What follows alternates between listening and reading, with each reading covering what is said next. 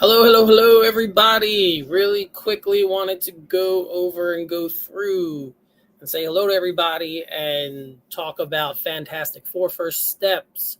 Have not done one of these from home in a while for SOG, so this is a little bit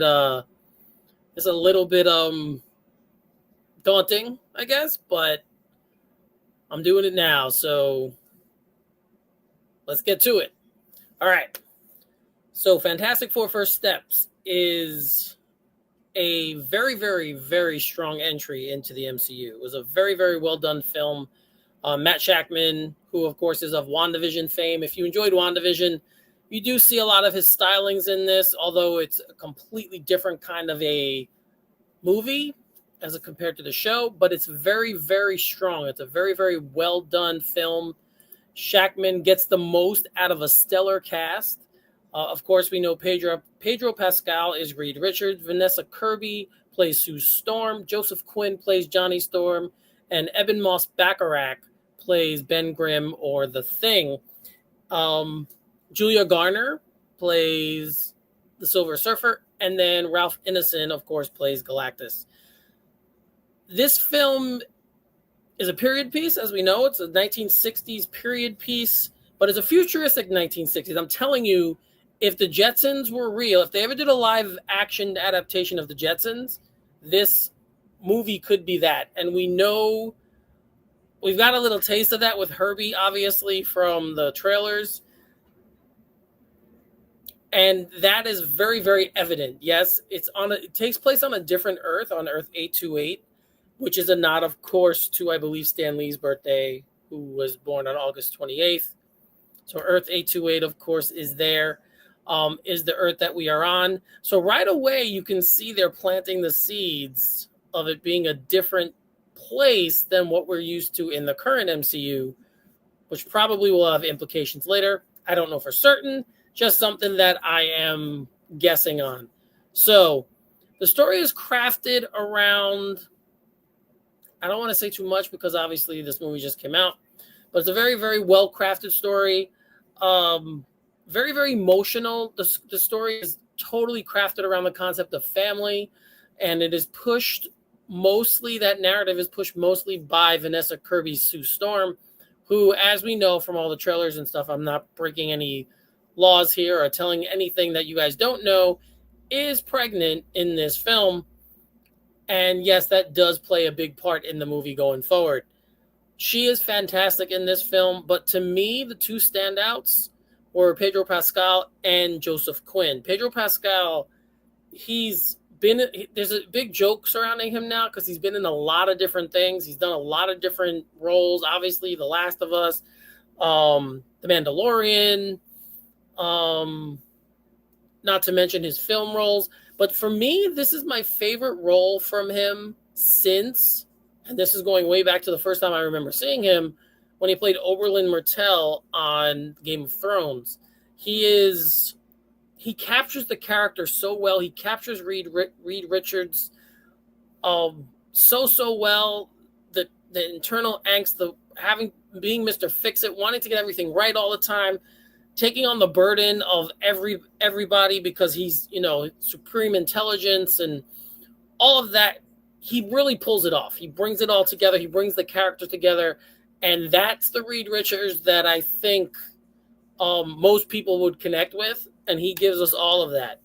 Joseph Quinn's Johnny Storm, to me, steals every scene he's in. He's just engaging and he's warm in some parts. And he plays kind of like a lovable loser type role. And he just really, really encapsulates the essence of the character, and I really, really, really enjoyed his portrayal. The movie is layered in a few different ways. Like I said, family is the very first thing that we get brought into, and then of course, because this is a comic book film, there's got to be some cataclysmic event on the horizon. And that is something that is coming in the form of Galactus. As anyone who knows the character of Galactus, again, I'm not breaking any ground here by saying this. He eats planets, and Earth has been marked. Again, that is something else that we have seen in the trailers. There's a very, very good story crafted around the Silver Surfer and how she got involved in this and where she comes from.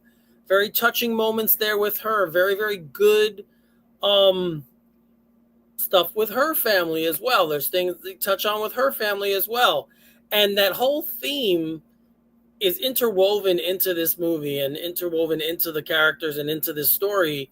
And anyone who has a family obviously can relate to a lot of what they're talking about. Every character, all the main characters, the four, they each get their time to shine. But to me, Quinn and Kirby, I think, probably have the most screen time. Pascal, of course, would be next, and then Ben Grimm would be last. If any of the four got shortchanged a little bit, it's probably the Ben Grimm character. And it's probably because it's just the nature of the beast, right? Like, it's a mocap role. Bacharach does the best he can in that role, playing off the other actors. Natasha Lyonne actually has a role in this movie. Very, very, very tiny role in this, but she's involved in Ben's story, and he's the one of the four that kind of, to me, is the weak link, but still not weak at all. Just the weak link of the four, but not, again, he does an excellent job with the material he's given, and he kind of brings everyone together. I've heard people say he's the Rock, using the pun because of the Thing. Yes, that's probably the best way to describe him. I'm sorry if I stole that from anyone, but it's just the best way I could think of to describe him in this film. Runtime's about an hour and 55 minutes, and it moves pretty fast. I have to say that you're never sitting at a point where you're like, all right, like, where are we going here? Or checking your watch. The pacing is pretty good. Editing, similar to the problems I had with Superman, there's some editing issues I have with this movie. There are times where it kind of jumps sequences, and I'm like, weren't we just over here and now we're over here? But it's not jarring. It's not terrible. It doesn't pull you out of the moment or the film. It's just something that's noticeable, and I don't know what they cut out of those moments. Now, it'd be interesting to see what they cut out, but it is something that, one of the gripes that I have with the film. But other than that, very, very solid, very, very strong film. Again, this is kind of a re-entry into the MCU for a lot of people, or for what they're doing. And they pull it off. This is a self-contained story. Anything that has to do with anything that might come in the future does come in the end credits scene. So you're not looking for other characters. There's nothing like that going on here. It's a very, very self-contained story. And you can watch this film and be satisfied and never have to go anywhere with it again. So that's a good thing. I know a lot of people have problems and they complain that all of these, I have to watch this from the MCU, and if I don't watch this, I'm not going to know what's going on. You really don't have any of that in this film. It is a brand new jumping off point, and Shackman pulls it off well. Does a very, very good job. And I think people who don't like shared universes and are the people who are like, this shared universe stuff is terrible and I'm tired of it, you will be satisfied with this film because it is very, like I said, very self-contained, and it tells its own story. Of course, the end credit scenes come, and it does tease something in the future. That is the MCU way, and this is technically kicking off the brand new phase of the MCU.